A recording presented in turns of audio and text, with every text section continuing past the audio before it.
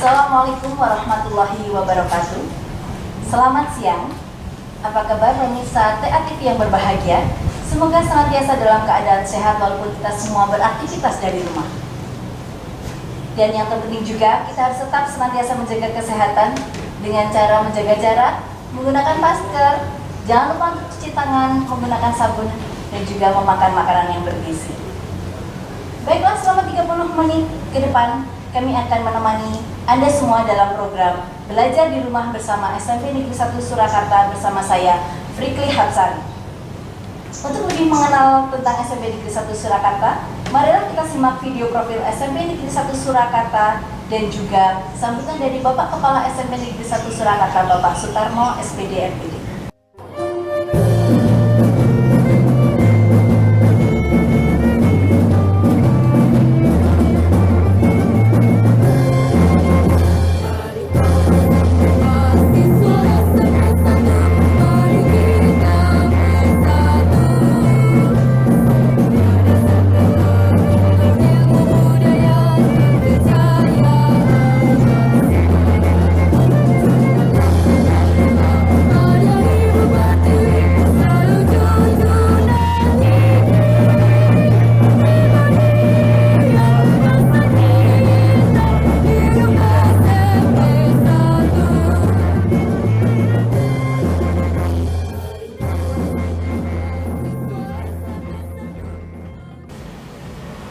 Bismillahirrahmanirrahim.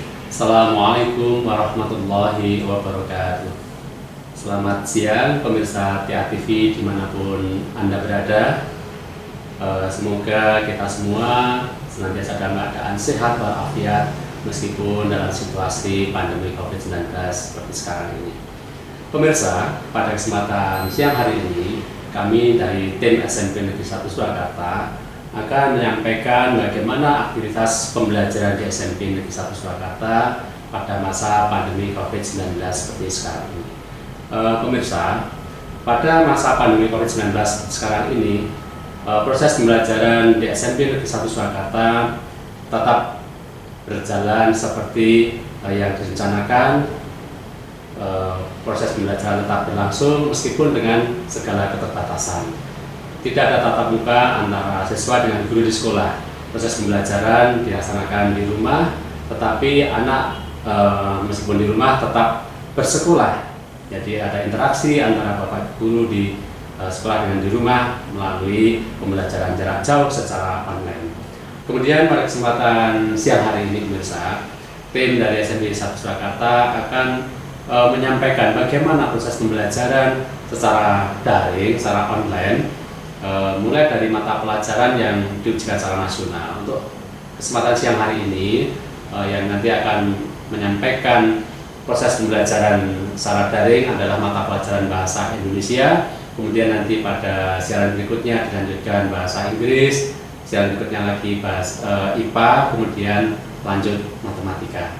Demikian serangkaian program yang kami siapkan untuk membantu anak-anak kami, membantu anak-anak Kota Surakarta pada khususnya dan anak-anak di Indonesia pada umumnya bagaimana proses pembelajaran secara daring melalui siaran televisi.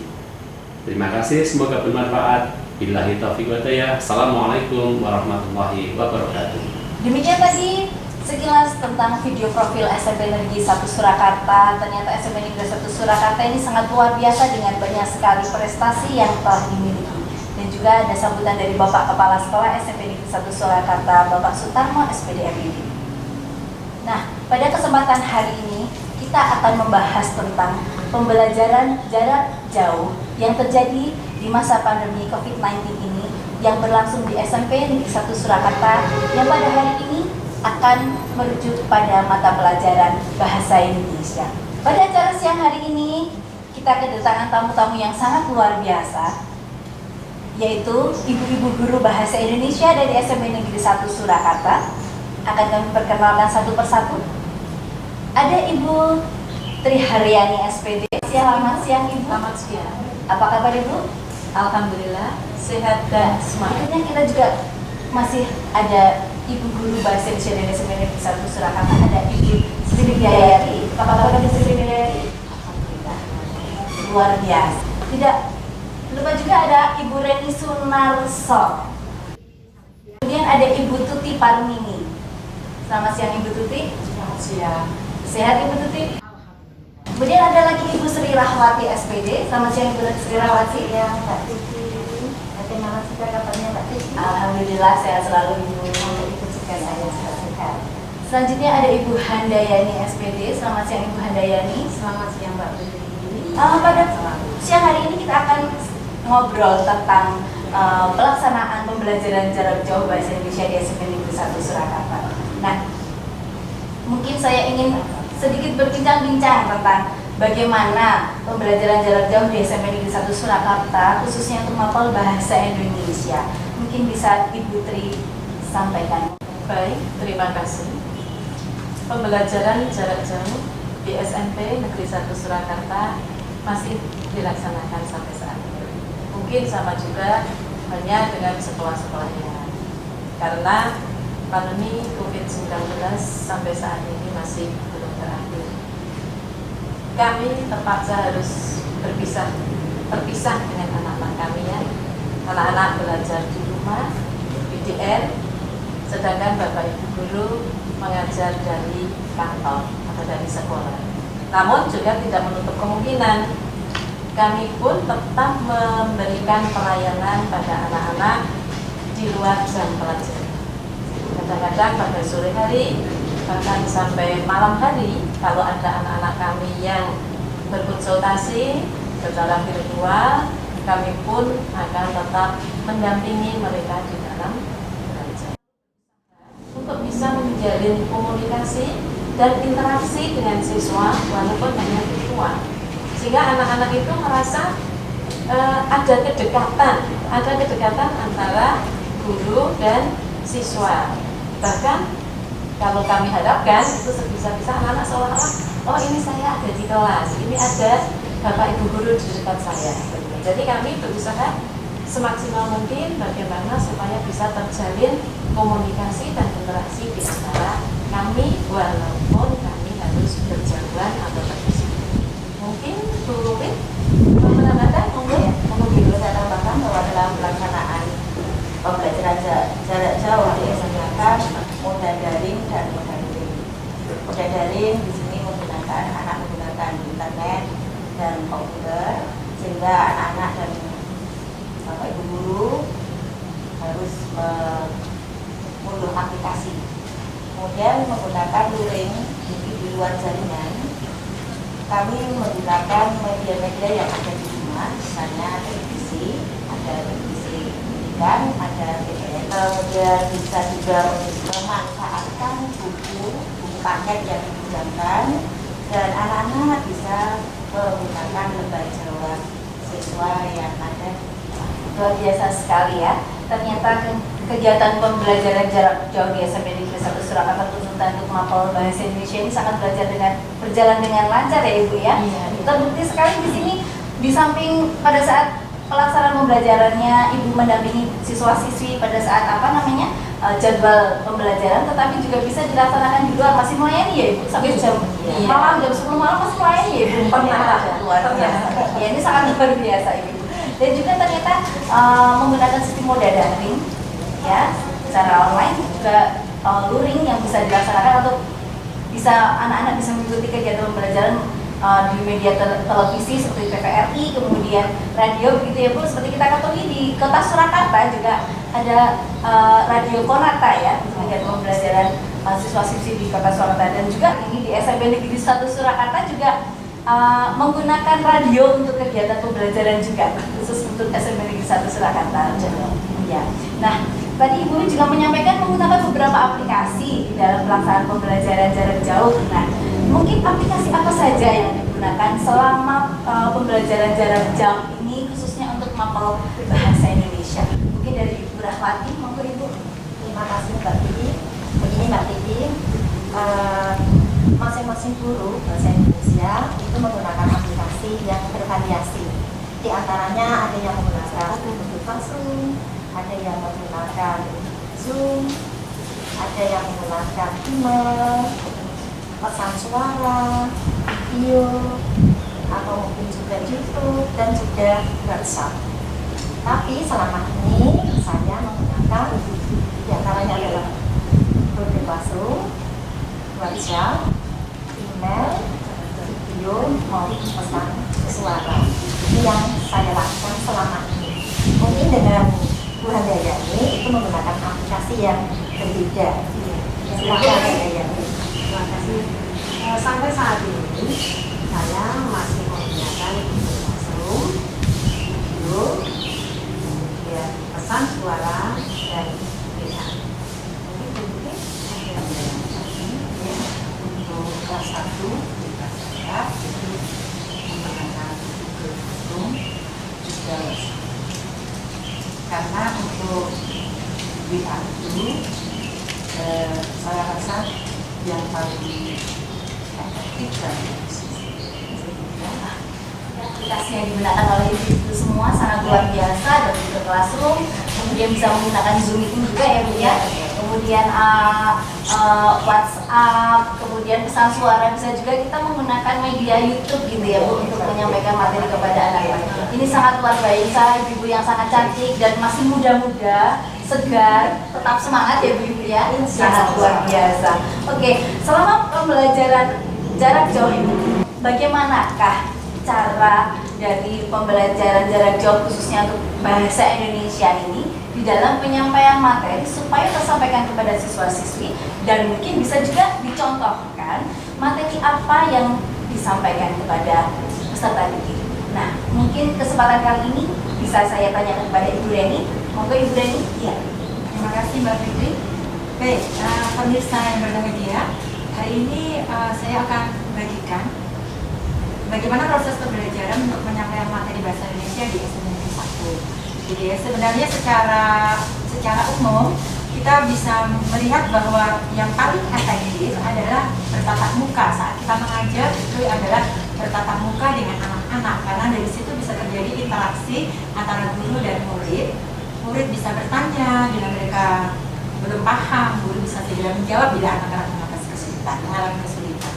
Tetapi karena kondisi yang tidak memungkinkan, maka SMP Negeri 1, terutama pelajaran bahasa Indonesia, berusaha semaksimal mungkin bagaimanapun kita lakukan agar proses pembelajaran itu tetap berjalan. Kali ini saya akan menyampaikan contoh pembelajaran materi kelas 8, yaitu materi poster, iklan, dan slogan. Itu ada di dalam KD 3.4 di dalam Silabus Bahasa Indonesia. Mungkin kita bisa tayangkan slide tentang KD ini. Di situ ada di KD 3.4 itu ada 3 KD sebenarnya. Jadi ada 3 indikator ya. Dari satu KD ada 3 indikator.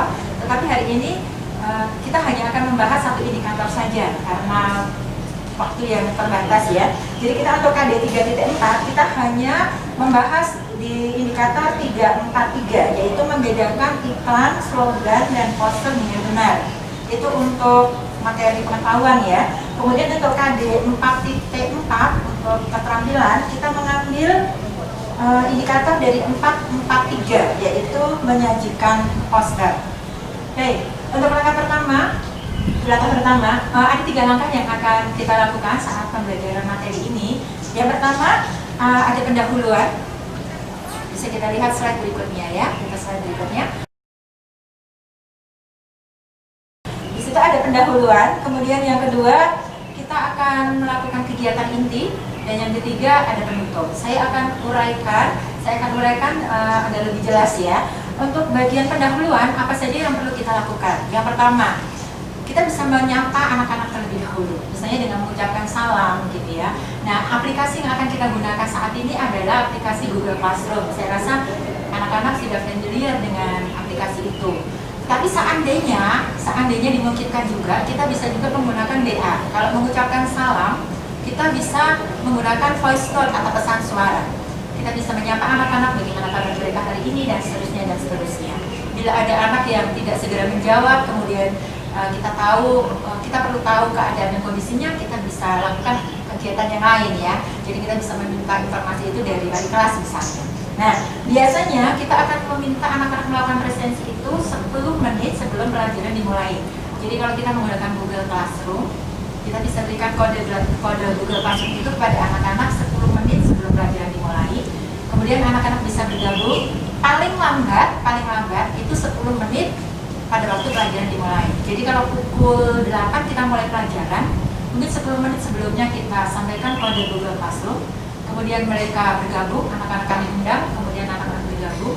Kemudian kita beri toleransi waktu 10 menit lagi, sehingga anak-anak bila masih ada kesulitan bisa segera, masih ada waktu untuk melakukan presensi juga ya. Nah, jadi setelah kita menyapa anak-anak dan kita lakukan berdoa, kemudian anak-anak bergabung sehingga kita bisa tahu siapa saja anak-anak yang sudah mengikuti pelajaran kali ini. Lalu langkah kedua, kami menyampaikan tujuan pembelajaran. Tujuan pembelajaran kali ini itu sesuai dengan indikator yang sudah disampaikan di depan ya, di slide yang pertama tadi. Jadi anak-anak di akhir pembelajaran itu harus bisa membedakan antara poster, iklan, dan slogan. Lalu kemampuan yang harus mereka miliki yang kedua setelah pembelajaran, anak-anak bisa menyajikan iklan, poster, dan slogan tersebut. Itu pada bagian pendahuluan. Itu harus kita sampaikan dulu sehingga anak-anak tahu saat mereka belajar itu kemampuan apa yang harus mereka dapatkan dan harus mereka lakukan, gitu ya. Baik, kemudian kita masuk tahap yang kedua yaitu tahap kegiatan inti. Tahap kegiatan inti kita mulai dengan menampilkan gambar di Google Classroom. Kita bisa lihat slide-nya ya.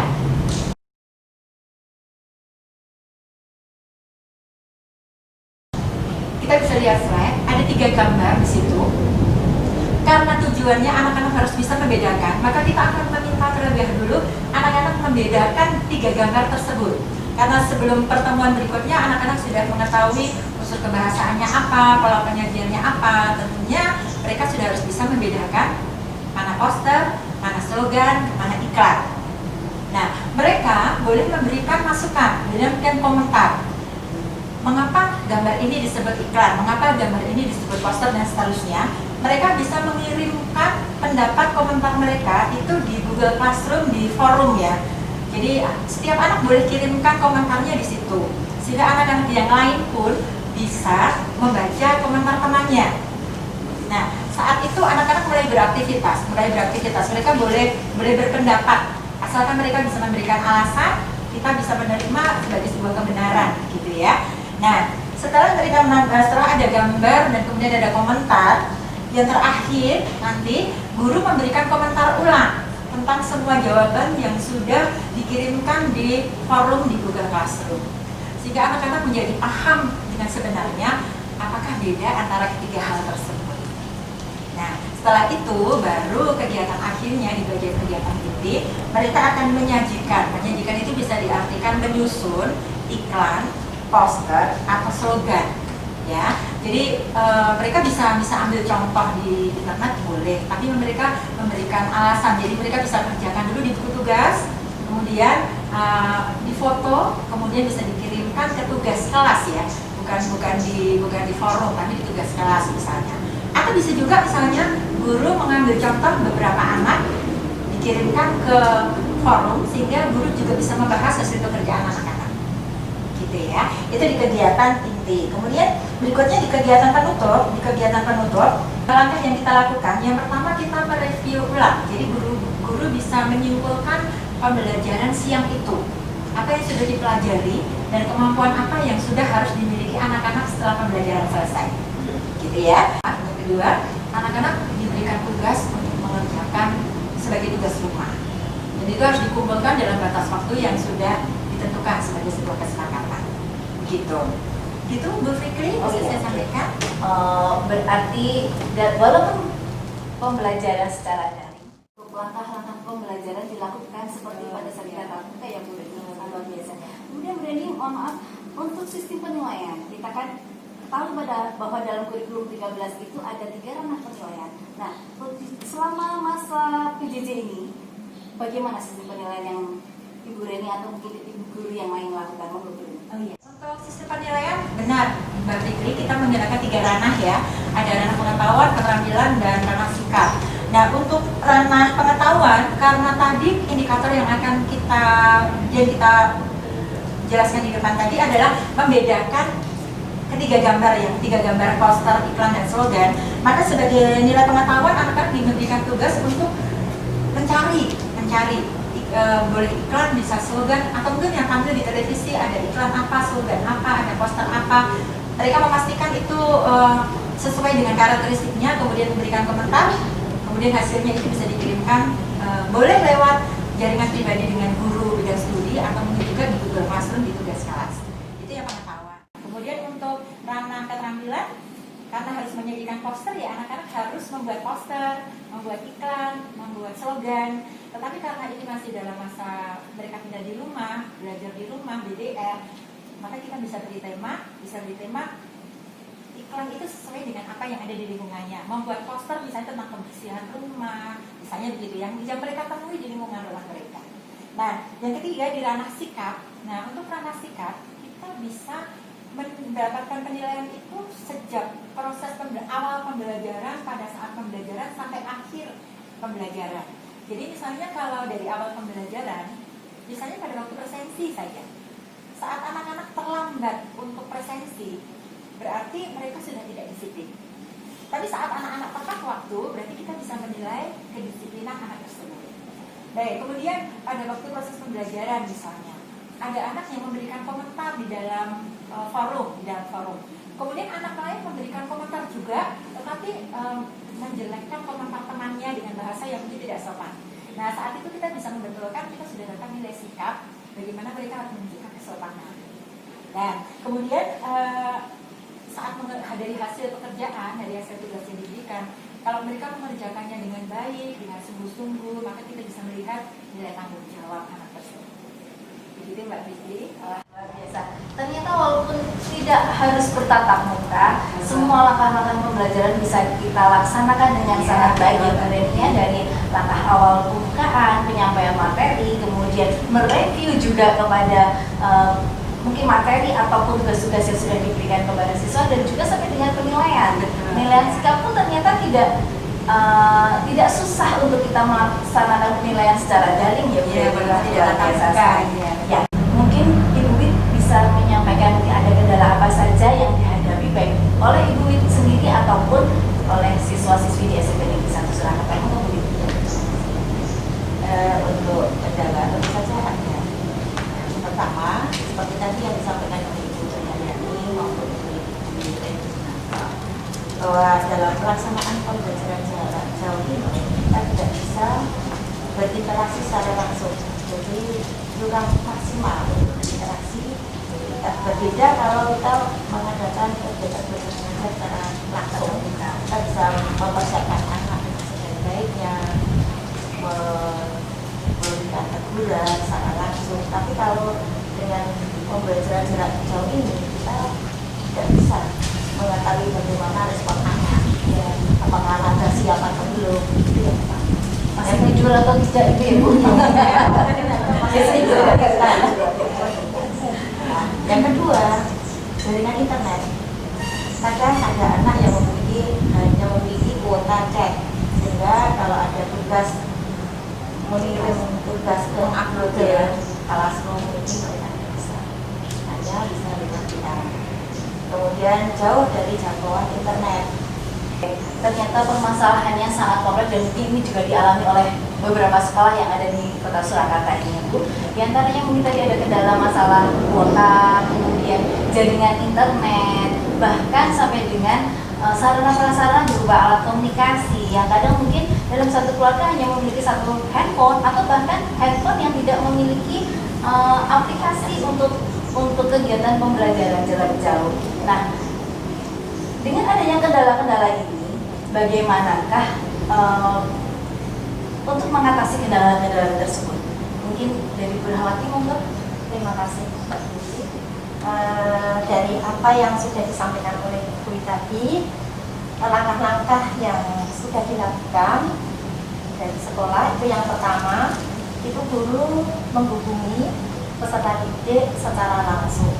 Tetapi apabila peserta didik itu belum juga ada respon, maka Bapak Ibu guru langsung memberitahu kepada wali kelasnya, Komunikasi dengan wali kelasnya.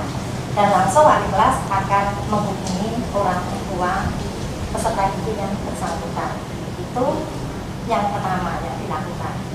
Yang dilakukan yang kedua yaitu sekolah memfasilitasi dengan cara memberikan bantuan visa sebesar 6.3 bagi peserta didik afirmasi. Itu yang kedua. Sedangkan yang ketiga lagi, sekolah juga memfasilitasi peserta didik yang membutuhkan, maksud saya peserta didik tertentu, dengan cara memberikan pinjaman HP. Itu yang dilaksanakan di sekolah. Sangat luar biasa. Mungkin ada yang bisa menambahkan? Sedikit menambahkan, selain itu semua ya Mbak, kan sudah berbagai macam yang dilakukan sekolah untuk memberikan perhatian kepada peserta didik. Juga sekolah pun mengadakan home visit. Jadi kalau ada siswa yang kebetulan permasalahannya, solusinya belum ditemukan melalui virtual ya, dari wali kelas ke guru pengajar, wali kelas, sekolah pun melakukan home visit, yaitu guru BK biasanya bersama wali kelas itu akan home visit. Jadi akan datang ke rumah, jelas tidak akan meninggalkan protokol kesehatan ya. Kemudian untuk bersama-sama mencari solusi, dan diharapkan anak nanti akhirnya bisa belajar seperti teman-teman. Bahkan juga ada dari alumni ya, itu juga yang akan memberikan juga bantuan HP. Wah, ternyata sangat luar biasa ya cara dari Bapak Ibu Guru SMP Negeri 1 Surakarta ini di dalam mengatasi kendala-kendala yang terjadi selama pembelajaran jarak jauh. Semuanya bertahap dari guru mata pelajaran yang semua bekerja sama. Betul sekali, berkomunikasi dengan peserta didik. Apabila tidak bisa, kemudian meminta tolong kepada wali kelas untuk menyampaikan kepada orang tua. Seandainya masih belum ada respon juga, kita masih home visit ya Bu.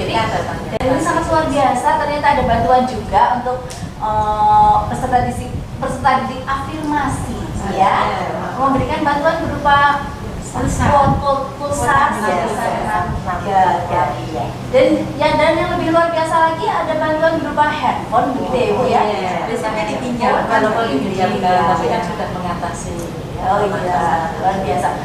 Ini sistemnya meminjam ya Bu ya, pinjaman supaya pembelajaran jarak jauh bisa berjalan semua siswa dan berjalan dengan lancar. Ini sangat luar biasa sekali. Ya, jadi bisa kita simpulkan bahwa Saya tambahkan dulu. Jadi begini, untuk pembelajaran di SMP Negeri 1 khususnya MDRD Bahasa Indonesia, kami sepakat guru-guru Bahasa Indonesia itu untuk melakukan apapun bagaimanapun caranya agar kami tidak mengurangi hak anak untuk menerima materi pembelajaran. Kami akan mati-matian melakukannya agar materi pembelajaran itu sampai kepada anak-anak, karena itu hak mereka. Jadi mereka harus memiliki kompetensi yang diminta, ya mereka harus memilikinya itu. Jadi semua aplikasi, semua cara kami lakukan itu yang terbaik untuk anak-anak. Ya, luar biasa sekali. Jadi kita mau mengupayakan segala hal ya Bu Reni, dari yang mudah, untuk memaksimalkan supaya anak-anak juga tidak terpotong haknya di dalam menerima pendidikan. Sangat luar biasa. Nah, bisa kita simpulkan bahwa kegiatan pembelajaran jarak jauh di SMP Negeri 1 Surakarta, terutama untuk mata pelajaran Bahasa Indonesia ini berjalan sangat luar biasa dengan bersamai oleh ibu-ibu guru yang sangat luar biasa juga dan juga sangat bersemangat.